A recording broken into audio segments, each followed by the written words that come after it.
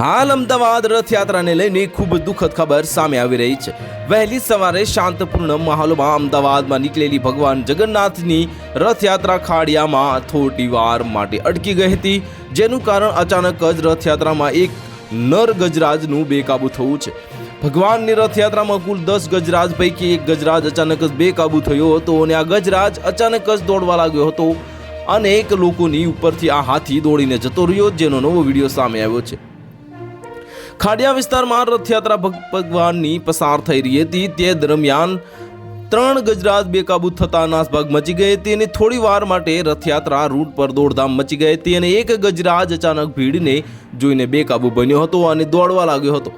બેકાબૂ બની એક પોળની આગળ રેલિંગ લગાવેલી હતી, તે તોડીને પોળમાં જવા લાગ્યો હતો અને ગજરાજ રેલિંગ પાસે ઉભેલા લોકોની ઉપરથી થઈને રેલિંગ તોડીને પોળમાં ઘૂસી ગયો હતો।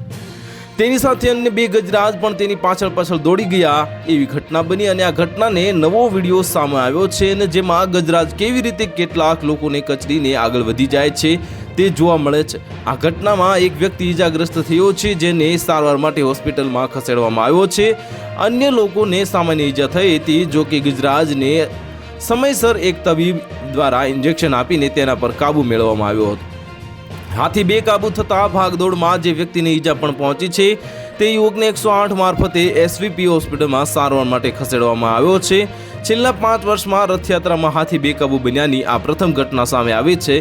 પોલીસ અને સ્વયંસેવકોને સિસોટી ન વગાડવા સૂચના આપવામાં આવી છે। આ ઘટના બાદ મુખ્યપ્રધાન અને ગૃહ રાજ્યપ્રધાને પરિસ્થિતિ અંગે સમીક્ષા કરી છે। તો હાલ માટે આટલું જ, મળીશું નવી અપડેટ સાથે। જો તમને અમારા વિડીયો પસંદ આવતા હોય તો વિડીયોને લાઇક કરી દેજો, ચેનલને સબસ્ક્રાઇબ કરી બાજુમાં આવેલા બેલ આઇકનને દબાવી દો, જેથી તમને આવા સમાચારની અપડેટ મળતી રહે।